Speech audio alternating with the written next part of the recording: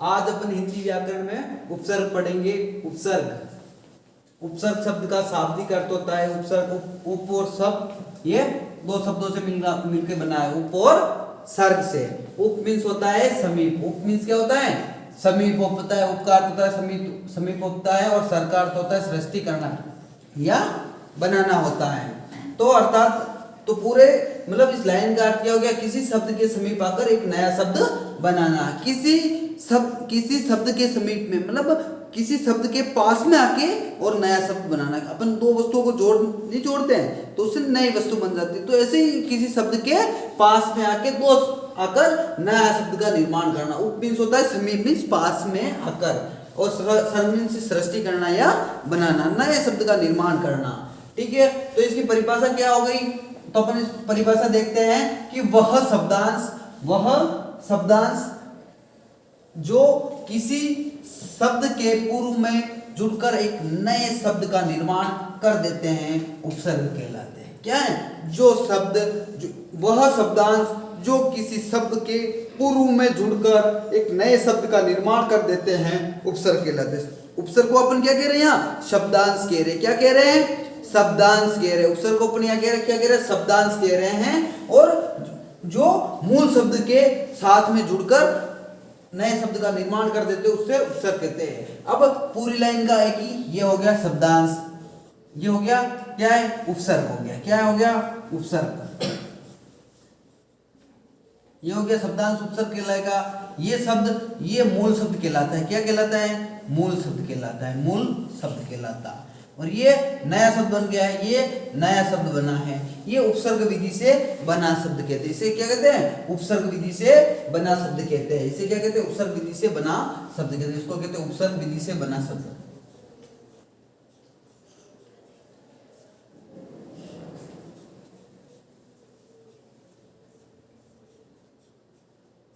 उपसर्ग विधि से बना शब्द, नया शब्द उपसर्ग विधि। तो अपन इसके उदाहरण देखते तो आपको अच्छे से समझ में आ गया। सम प्लस अर्पण या हो रहा सम प्लस अर्पण समर्पण। अर्पण मीन्स क्या होता है? किसी को कुछ अर्पित करना, और समर्पण मतलब अपना पूरा खुद को किसी को समर्पण कर देना। परा प्लस जय पराजय। जय मीन्स क्या होना? जीतना। पराजय परा जुड़ गया, परा उपसर्ग जुड़ गया तो पराजय मीन्स क्या होता? हारना। वी प्लस ज्ञान, ज्ञान के साथ में भी जुड़ गया तो विज्ञान। ज्ञान तो मतलब नॉलेज होता है, और विज्ञान किसी विषय पर विशेष ज्ञान को विज्ञान कहते हैं। ठीक है, तो ये हो गया सम क्या होगा? शब्दांश या उपसर्ग हो गया। सम क्या हो गया? शब्दांश या उपसर्ग हो गया। इसमें अर्पण मूल शब्द हो गया, और उपसर्ग विधि से बना शब्द क्या हो गया? ये समर्पण, नया शब्द बन गया। उपसर्ग विधि से बना नया शब्द हो गया समर्पण। उपसर्ग विधि से बना नया शब्द क्या हो गया? समर्पण। और परा जय, परा तो हो गया उपसर्ग हो गया परा, और जय क्या हो गया? मूल शब्द है। मूल शब्द तो अपने पास पहले से हैं। मूल शब्द तो क्या है? पहले से हैं, और उसका अर्थ निकल रहा है, और उसके साथ में नया शब्द जोड़ रहे, नया शब्दांश अपन जोड़ रहे हैं। वह क्या शब्दांश जोड़ रहे हैं? परा जोड़ रहे हैं, तो नया उपसर्ग विधि से बना शब्द क्या बन गया? पराजय। पराजय मीन्स क्या होता है? हारना होता है। ज्ञान के साथ में भी उपसर्ग जुड़ा तो विज्ञान हो गया। तो उपसर्ग का नए शब्दांश के साथ में मूल शब्द जुड़ के नए शब्द का निर्माण होता है। उसे क्या कहते हैं? उसे उपसर्ग कहते हैं। उपसर्ग में यह एक लाइन महत्वपूर्ण लाइन है कि नए शब्दों का अर्थ मूल शब्दों के आसपास होता है। उपसर्ग में क्या? जो भी नए शब्द होते हैं उसका अर्थ क्या? मूल शब्दों के आसपास होता है। नए शब्द होते हैं उसका अर्थ मूल शब्दों के आसपास होता है।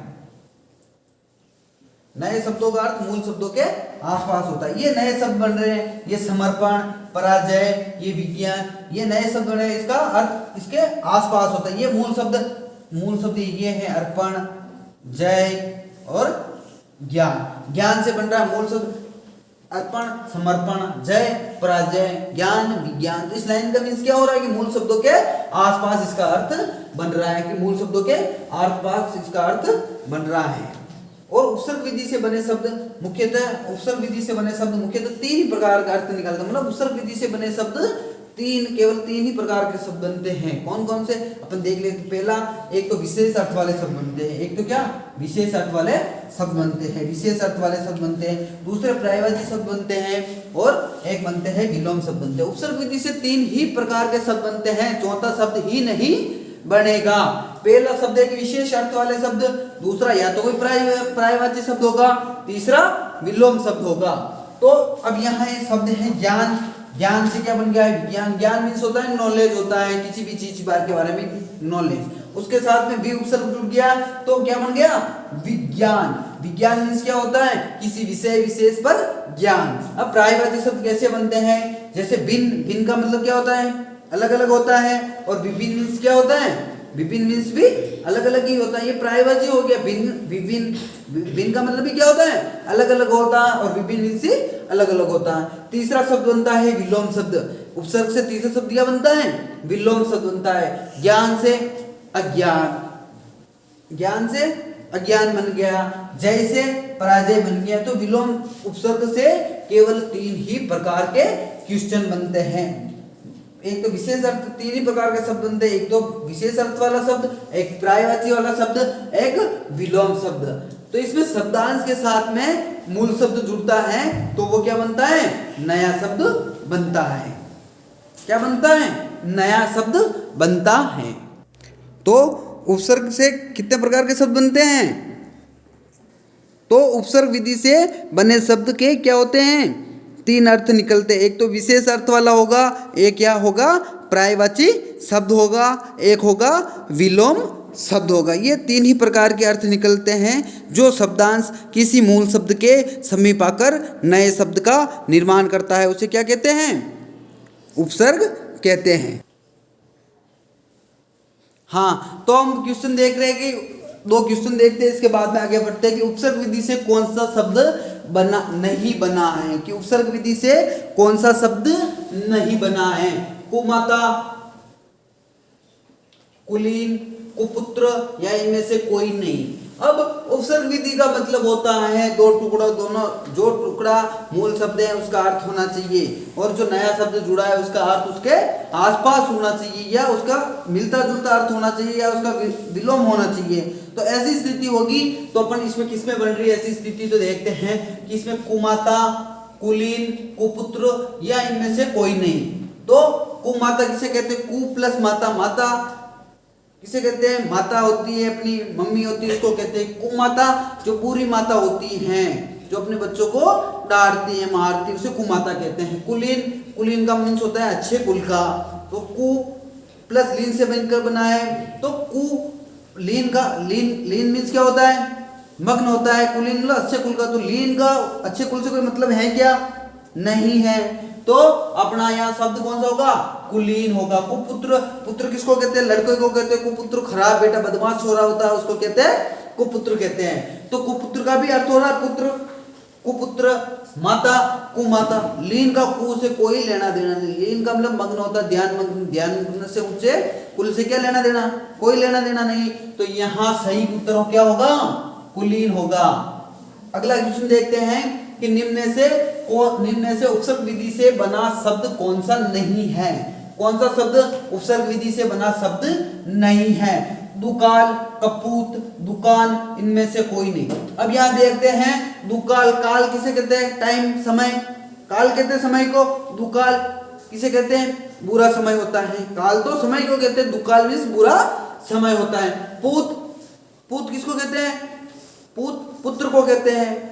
पुत्र, पूत किसको कहते हैं, पुत्र को कहते हैं। कपूत किसको कहते हैं, खराब बेटा होता है जो अपने माता पिता से लड़ाई करता है उसको क्या कहते हैं, अपन नहीं कहते मेरे तो कपूत पैदा हो गया, तो मेरे तो क्या हो गया, कपूत पैदा हो गया। तो कपूत किसे कहते हैं, खराब बेटे होते हैं। अब दुकान, दुकान किसको कहते हैं, शॉप को कहते हैं। दु प्लस कान, अब कान किसे कहते हैं, कान का क्या अर्थ निकल रहा है, इस वाले कान से। तो इस वाले कान का अपने दुकान से क्या लेना देना। काल एक समय, समय तो था कि बुरा समय, समय का क्या था, बुरा समय था। कपूत का लड़के का, पुत्र का बुरा पुत्र है। तो इस कान का दुकान से कोई लेना देना है क्या, कान का दुकान से कोई सार्थक अर्थ है क्या। कान का दुकान से क्या लेना देना होता है, व्यापार होता है, कोई सामान होता है तो दुकान से लेना देना होता है। इस कान का दुकान से क्या लेना देना है, तो इसमें सही उत्तर कौन सा होगा? दुकान। दुकान दू प्लस कान से मिलके बना, किसे? दू और प्लस कान से, किसे? दू और कान से। तो इस कान का दुकान से कोई लेना देना नहीं है। ये तो दू प्लस काल से, किसे? दू प्लस काल, दुकाल हो रहा है। काल में समय होता है, और ये क्या हो रहा है? क प्लस पूत, कपूत, क प्लस पूत, कपूत हो रहा है। तो कपूत मीन्स तो पुत्र का पूत का कपूत हो रहा है, काल का दुकाल हो रहा है, लेकिन इस कान का दुकान से कोई लेना देना नहीं है। क्या है? इस कान का दुकान से कोई लेना देना नहीं है। तो यहाँ हो गया सी हो गया, और यहाँ हो गया बी हो गया। क्या हो गया? सी हो गया और बी हो गया। उपसर्गों की संख्या, हिंदी के संस्कृत के उपसर्ग होते हैं, हिंदी के उपसर्ग होते हैं, विदेशी भाषा के उपसर्ग होते हैं। विदेशी भाषा में उर्दू के उपसर्ग होते हैं और अंग्रेजी के उपसर्ग होते हैं। तो जो शब्द अपन हिंदी में संस्कृत के शब्द यूज लेते हैं तो संस्कृत भाषा के उपसर्ग हो गए। हिंदी शब्द अपन यूज ले रहे हैं, अरबी फारसी के अपन कोई शब्द यूज लेते हम सफर, हमदर्द, तो वो अलविदा, वो अरबी फारसी के शब्द हैं। अंग्रेजी के उपसर्ग सब इंस्पेक्टर, तो लेते हैं सब इंस्पेक्टर, ये शब्द अंग्रेजी के हैं, तो अंग्रेजी भाषा का यूज होता है। तो संस्कृत के लगभग, पक्की तो संख्या नहीं है, लगभग जो संख्या बता रहा हूँ ये सामान्यतः यही संख्या होती है। सामान्यतः क्या? यही संख्या होती है। लगभग क्या संख्या होती है? सामान्यतः उपसर्गों की संख्या कितनी है? ये संस्कृत के उपसर्ग 22 है, हिंदी के उपसर्ग 13 है, और उर्दू के उपसर्ग 19 है, और अंग्रेजी के उपसर्ग 6 माने जाते हैं। ये दोनों उर्दू और अंग्रेजी के आपकी बुक में, गाइड में, ये विदेशी भाषा के उपसर्ग कहलाते हैं। क्या कहलाते हैं? विदेशी भाषा के उपसर्ग। क्या कहलाते हैं? विदेशी भाषा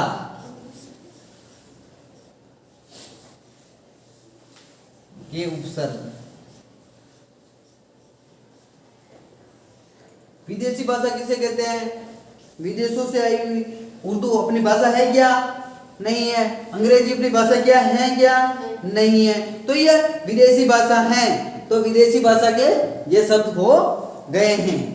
तो ये संस्कृत के, हिंदी के और उर्दू के, उर्दू में अरबी और फारसी दोनों के मिक्स शब्द आते हैं, अरबी और फारसी लैंग्वेज के, तो वो उर्दू के उपसर्ग कहलाते हैं। और अंग्रेजी के उपसर्ग लगभग संस्कृत के उपसर्ग 22 होते हैं, हिंदी के 13 होते हैं, उर्दू के 19 होते हैं, और अंग्रेजी के 6 उपसर्ग होते हैं। पर अब जल्दी से उपसर्गों के बारे में देखते हैं कि ये कौन कौन से उपसर्ग है। अति ये संस्कृत, पहला देखते हैं अपन संस्कृत के उपसर्ग, संस्कृत भाषा के उपसर्ग देखते हैं। पहला देखते हैं संस्कृत भाषा के उपसर्ग। अति मीन्स होता है अधिक। अति मीन्स क्या होता है? अधिक या परे। तो अति से अतिवृष्टि, अत्याचार, अतिव, अत्यंत, ये शब्द मिलकर बने हैं। अति का मतलब होता है, अति मीन्स ऊपर या अधिक। तो अति से अति प्लस अधिनियम, अध्यक्ष, अधीक्षण, अधि प्लस ईक्षण, अधीक्षण, अधीन, तो ये सब अधि से बने। अनु का अर्थ होता पीछे या समान। अनुशासन, अन्वेषण, अनुवेशन, और अन्वेषण से में क्या बन रहा है? अनुपसर्ग है। अनु प्लस ऐसन शब्द से मिलकर बना तो अनुज। इसमें अनु है। आगे का शब्द देखिए, आप शब्द को पकड़ने की कोशिश करिए कि किस भाषा से, किस शब्द के साथ में कौन सा अनु आगे इसमें कहाँ है। अनुशासन में अनु अलग करेंगे तो क्या रहेगा? शासन। शासन मीन्स नियंत्रण करना होता है। शासन मीन्स क्या होता है? नियंत्रण करना होता है। तो अनुशासन का मतलब भी नियंत्रण, पूरा अनुशासन मतलब सबको नियंत्रित करना होता है। क्या है? अप मीन्स होता है बुरा, बुरा या विपरीत। तो अपशब्द अपन किसी को बुरा बोलते कि नहीं बोलते? अपशब्द किसी को बुरा बोलते तो अपन को नहीं कहते ये सर मेरे को ये अपशब्द बोल रहे हैं। तो अपशब्द होता है अपकीर्ति, अच्छी कीर्ति नहीं, खराब कीर्ति। अपवर्तन, अपमान नहीं कहते उसने मेरा, अप प्लस मान, अपयश, अपशकुन, इनको सबको बुरा, ये बुरा यश का विपरीत अर्थ होता है। अपी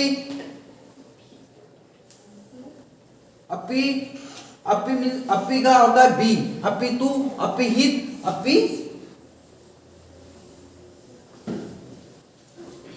अपी का बी होता है अर्थ अपितु, अपिहित, अपिदान, इनमें अपी उपसर्ग लगा हुआ है। अभी शब्द में अभी का अर्थ होता है सामने या विशेष। अभ्यागत, अभी प्लस आगत। अभ्यागत में कौन सा उपसर्ग है? ये बहुत अच्छा शब्द है अभ्यागत। अभी प्लस आगत, अभ्यागत। अभिमान, अभिमान, अभि प्लस मान, अभ्यर्थी, अभि प्लस अर्थी, अभ्यर्थी। ये आप उपसर्ग देखिए आपको समझ में आ जाएगा। इन शब्दों को पहचान करना आप आराम से सीख जाओ।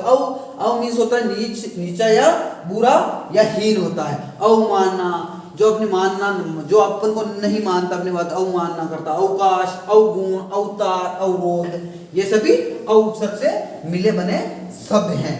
किनसे बने? अ उपसर्ग से मिले हुए शब्द हैं। अब आ उपसर्ग से, आ उपसर्ग से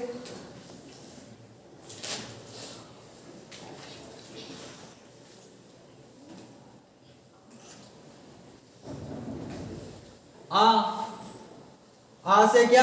तक, या इधर से आ का आयोग, आदेश, आमरण, आभूषण आदि ये शब्द किसे बन रहे हैं? आ उपसर्ग से बन रहे। किस उपसर्ग से बन रहे? आ से। आयोग, आयोग में आपको ऐसे प्रश्न पूछ ले कि आयोग में कौन सा, आयोग में मूल शब्द उपसर्ग अलग कीजिए, तो मूल शब्द क्या है आयोग में? योग है, और उपसर्ग क्या है? आ उपसर्ग है। आ प्लस योग। आदेश, आदेश, आमरण, आमरण मतलब जन्म, मरने तक, आमरण मरने तक। आभूषण, आभूषण में आ प्लस भूषण, आभूषण, मूल शब्द क्या है? भूषण है, और आ क्या है?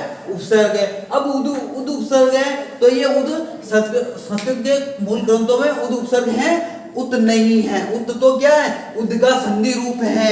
अपन उद्घाटन में संधि विच्छेद, उत प्लस घाटन, उद्घाटन का संधि विच्छेद क्या होता है? उत प्लस घाटन, उत प्लस कर्ष होता है, उत्कर्ष, उत प्लस बोधन, उद्बोधन होता है। लेकिन उपसर्ग में उद ही होगा, उद प्लस ज्वल, उद प्लस घाटन, संधि की तरह उत नहीं होगा। उद्घाटन में उद उपसर्ग होगा, उत्कर्ष में उद उपसर्ग होगा, उद्बोधन उत्तीर्ण, उत प्लस तीर्ण होता है संधि विच्छेद, लेकिन उद प्लस तीन होगा, उद उपसर्ग होगा। अब अप उपसर्ग देखते हैं। कौन सा उपसर्ग? अप उपसर्ग देखते हैं। अप, कौन सा उपसर्ग देखते हैं? अप उपसर्ग देखते हैं। अप, उप का अर्थ होता है पास या सहायक। उपसर्ग, उपसर्ग का अर्थ क्या होता है? पास या समीप में। अपन ने देखा उपसर्ग का शाब्दिक अर्थ समीप, पास में। तो उपसर्ग उपस्थिति, उपदेश, उपसहान। उपदेश भी सभी को साथ में देते नहीं देते? एक साथ में बिठा के उनको उपदेश देते हैं। तो अब दूर, दूर, दूर मीन्स होता है कठिन या बुरा। दूर मीन्स क्या होता है? कठिन या बुरा। तो दुर्लभ, दुराचार, दुर्जन, दुर्वासा, इन सभी शब्दों में कौन सा उपसर्ग है? दूर उपसर्ग है। आपको ऐसा शब्द के दुराचार में कौन सा उपसर्ग है और मूल शब्द क्या है? दूर प्लस आचार, दुराचार। दूर प्लस, दूर उपसर्ग के दुराचार में, और आचार क्या है? मूल शब्द है। दुष मीन्स होता है कठिन या बुरा। दुष्फल, दुस्साहस, दुष्कर्म, ये सभी दुष उपसर्ग है। नी मीन्स होता है बड़ा या विशेष या निषेधात्मक अर्थ। निबंध, निबंध में कौन सा उपसर्ग है? नी उपसर्ग है। निगम में नी उपसर्ग है। नियम, निहित, नियुक्ति, इन सभी में क्या है? नी उपसर्ग है। निर का अर्थ होता है बड़ा विशेष है। इसका भी होता है निर्वाचन, निरर्थक, निर्माता, निर प्लस शिक्षक, निरीक्षक, इन सभी में क्या है? निर उपसर्ग है। निस उपसर्ग, निस का अर्थ होता है बड़ा या विशेष। निसंकोच, निस्तारण, निस्सार आदि शब्दों में निस उपसर्ग है। परि का अर्थ क्या होता है? चारों ओर। तो परि उपसर्ग से परिवार, परिवार बनता है कि नहीं बनता? परिवार। पर्यावरण, परि प्लस आवरण, पर्यावरण बनता है। परिजन, पर्यावरण का मीन्स क्या होता है? चारों ओर होता है। परिवार का मतलब पूरा परिवार, चारों ओर अपने परिवार होता है। परिजन मतलब पूरे घर के सदस्य परिजन कहलाते हैं। परिक्रमा मतलब अपन परिक्रमा नहीं लगाते चारों ओर, तो इसका अर्थ हो गया चारों ओर। अब देखते हैं प्र उपसर्ग। प्र का होता है आगे या अधिक होता है। प्रगति, प्रगति करते नहीं करते? अपन नहीं कहते प्रगति कर रहे हैं, हम प्रगति कर रहे हैं। तो प्रगति। प्रलय, प्रलय मतलब प्रलय आने वाला है। प्रस्तावना का अर्थ क्या होता है? प्रस्तावना मतलब ऊपर ऊपर का, मुख्य मुख्य, आगे आगे का। प्रस्तावना किसे कहते हैं? जो आगे आगे मुख्य बिंदु होते हैं उसमें बोलते हैं कि नहीं बोलते प्रस्तावना? तो प्रस्तुत, कुछ प्रस्तुति देना या कुछ प्रस्तुत करना। प्रति का मतलब होता है विपरीत या प्रत्येक। प्रतिकूल, कूल, प्रतिकूल। प्रतीक्षा, प्रतिभा, प्रतिघात, ये सभी प्रति उपसर्ग से बने शब्द हैं। वि उपसर्ग से विज्ञान, विज्ञान में कौन सा उपसर्ग है? वि उपसर्ग है। विलोम में कौन सा उपसर्ग है? वि उपसर्ग है। विदेश में वि प्लस देश, वि प्लस लोम, वि प्लस व्याकरण, और वि प्लस विवाह। तो इन सभी में वि उपसर्ग है। सम प्लस सम में सम का अर्थ होता है अच्छी तरह या शुद्ध या पूर्ण सार, संतोष, संचार, संस्कृति, संहार, संसार, सम प्लस सार। संसार का क्या होता है? सम प्लस सार होता है। संगम सम प्लस गम, संस्कार सम प्लस कार, संस्कार कहलाता है। सम प्लस कार संस्कार कहलाता है। सम प्लस कार क्या कहलाता है? संस्कार कहलाता है। सु का मतलब होता है अच्छा या सरल, सु प्लस अल्प स्वल्प, सु प्लस सुअवसर, सुपुत्र। पुत्र का क्या? सुपुत्र। कुपुत्र कुपसर्ग से कुपुत्र बनता है, सुपसर्ग से सुपुत्र मिलता है। सुपुत्र मतलब अच्छा बेटा या अच्छा पुत्र। सुमार्ग अच्छे मार्ग पर चलने वाला। कुमार्ग कुमार्ग में पूरे मार्ग पर चलने वाला होता है। तो सुपसर्ग से क्या है? सुपुत्र, सुमार्ग आदि। अब परा, परा मीन्स होता है दूर या उल्टा। परा मीन्स क्या होता है? दूर या उल्टा। तो परा का पराजय, परास, पराक्रम, परामर्श आदि किस कौन से उपसर्ग के शब्द हैं? परा उपसर्ग के शब्द हैं। तो हमने कौन सा उपसर्ग पढ़ा? संस्कृत के शब्द। संस्कृत के जो शब्द होते हैं वह हिंदी में क्या किए जाते हैं? संस्कृत के शब्दों का हिंदी में प्रयोग किया जाता है, तो वो संस्कृत के उपसर्ग कहलाते हैं। अब अपन आगे बढ़ते हैं। कौन से उपसर्ग पढ़ते हैं? हिंदी के उपसर्ग पढ़ते हैं। कौन से पढ़ते हैं उपसर्ग? हिंदी के उपसर्ग पढ़ते हैं। अब अपन पढ़ेंगे हिंदी वाले उपसर्ग। जो हिंदी के शब्द होते हैं वह हिंदी के उपसर्ग कहलाते हैं। हिंदी के उपसर्ग संख्या में कितने थे? संख्या में 13 उपसर्ग हैं।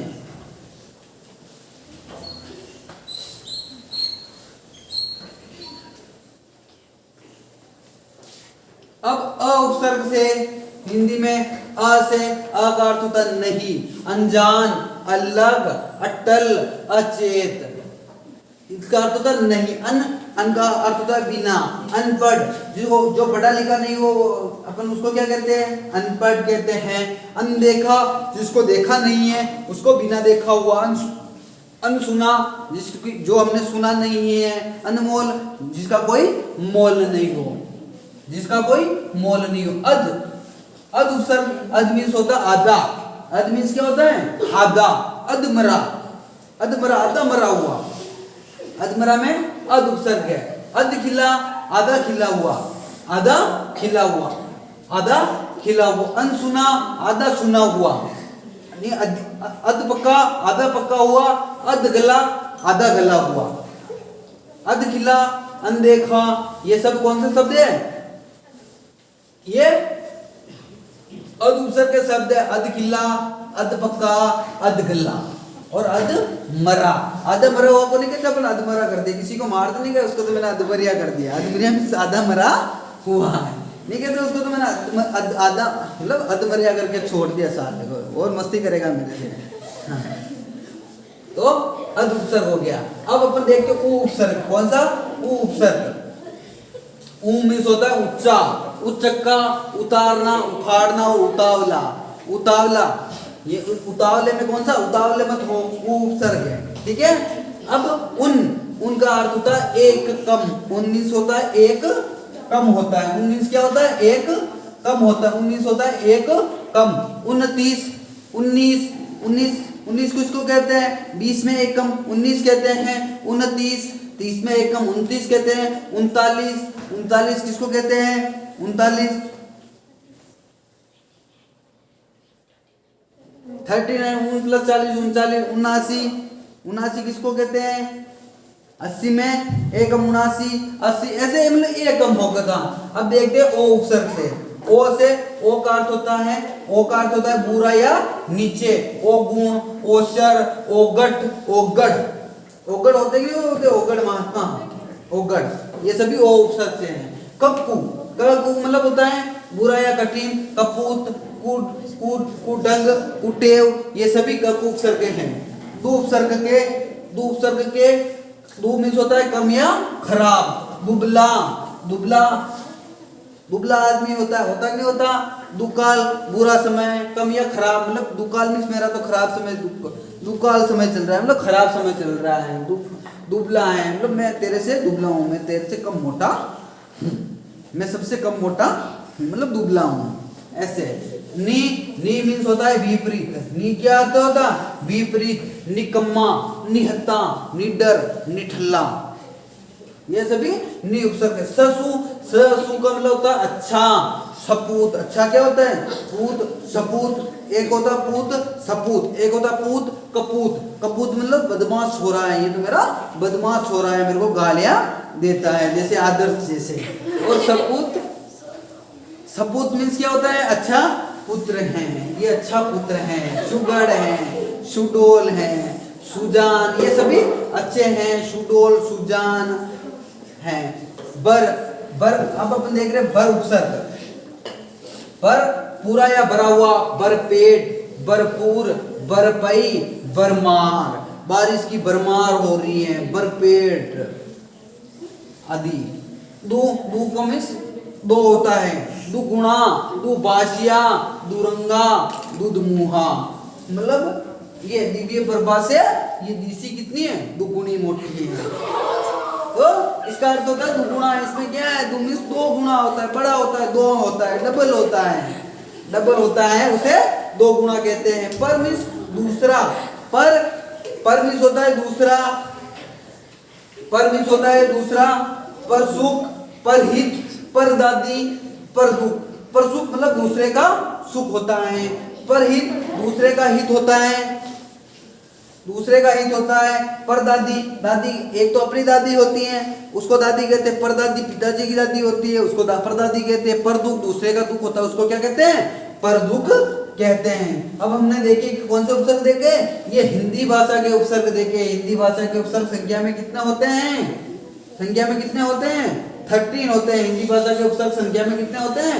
13 होते हैं। अब हम देखेंगे अरबी और फारसी के उपसर्ग। अरबी और फारसी भाषा के उपसर्ग, इसे उर्दू उपसर्ग भी कहते हैं। उर्दू भाषा के उपसर्ग। अरबी फारसी को क्या कहते हैं? उर्दू भाषा के उपसर्ग कहते हैं। कौन से कहते हैं? उर्दू भाषा के उपसर्ग कहते हैं। अल का निश्चित होता है, ये उर्दू भाषा के, अरबी फारसी भाषा के उपसर्ग है, उर्दू भाषा के उपसर्ग भी कहते हैं। इसे क्या कहते हैं? उर्दू के उपसर्ग कहते हैं। उर्दू के उपसर्ग, उर्दू भाषा, उर्दू भाषा या ऐसे विदेशी भाषा के उपसर्ग कहते हैं। अलविदा, अलबेला, अलमस्त, अलहदा, ये सभी अल उपसर्ग से बना। अल मीन्स होता है निश्चित। अलविदा अपन नहीं कहते, अलविदा मतलब वो निश्चित ही जा रहा है, ऐसे अलविदा कहते हैं।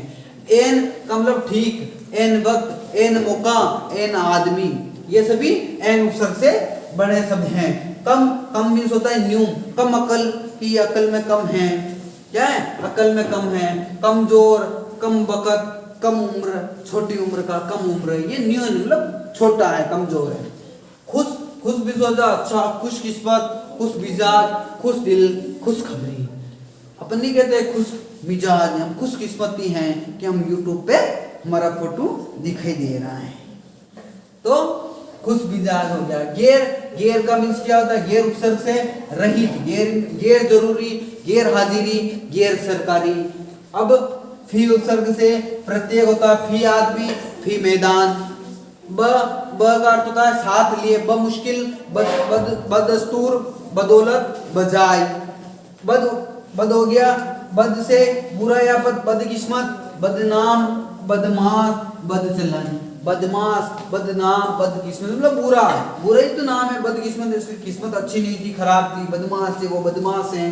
बदनाम है, वो बदनाम है। बदचलन है, उसका रहन चलन उसका अच्छा नहीं है।